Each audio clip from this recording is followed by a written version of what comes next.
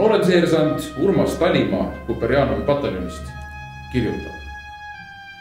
Lennart Meri kirjeldas hõbevalge alguses, kuidas Eesti rahvas liikus muistsel ajal Uurali mägedest ida poole läbi metsade ja mägede, kuni lõpuks tundsid läänest vastu tuleva merelõhna ja kohinat. Ja just selle mere kaldale otsustati paigale jääda. Pikka aega ei seganud neid keegi ja see mereäärne maa oli kindlalt eestlaste kätes.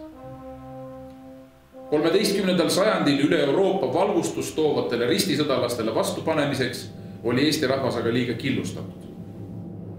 Võimsad maakonnad isepäiste kuningatega ei jõudnud üksmeelele ja ühtset vastupanu rüütlitele ei suudetud tulla. Võõras võim eestlast ei hoidnud. Ei aidanud talupoegaga peale sunnitud ühtne usk mõisnikuga. Tööd tehti palju, vilju ei maitstud. Nagu öeldud laulusõnadeski lahvatas ükskord vimm, mis kogunenud salaja. Kahjuks oli Jüriö ülestõus algusest peale läbikukkumisele määratud, sest otsest plaani ei olnud. Lepiti kõigest kokku üks päev, kus mõisnikele kätte maksta, kuid vabadust tuli veel kaua oodata.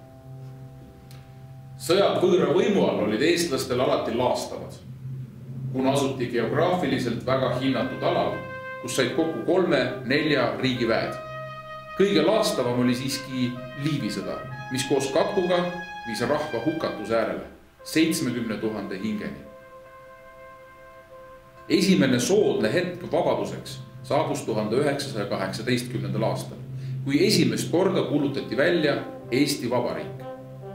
Oma riiki on eestlastel väga vaja, sest Uurali taguse külma rahvana, kelles on palju segatud Kesk-Euroopa verd, pole meie arvamused ja tahtmised kunagi naabritega piisavalt sarnased olnud, et võõra võimu all end hästi tunda.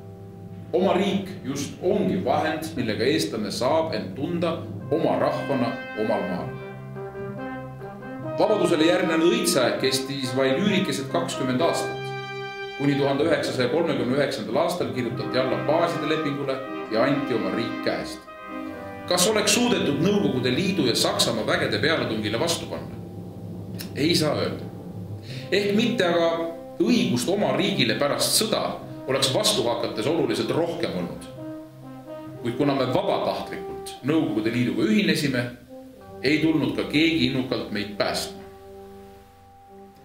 Pikk okupatsiooni aeg kordas jällegi olukorda, kus üks eestlane teise vastu võitleb ja kaotajaks jäävad lõpuks mõlemad. Kas sarnast olukorda on tulevikus võimalik vältida? Raske öelda. Eesti riik on küll tugevam ja võimsamate liitlastega kui kunagi varem, aga ajalool on komme ennast korrata. Lootust siiski on, sest Eesti riigil on hea nimi ja tugevad liitlased, kes lisaks sellele, et me neid vajame, vajavad ka meid. Värav idast Euroopasse ja vastupidi kõrge sõjalise intelligentsi ja küberkaitse kants, pidev osaleja ja valvaja kriisikolletes. Meie panus liitlastega ühiskaitsesse on suur. Järelikult on suur ka ühiskaitse meie, oma rahva ja oma maa piiridel.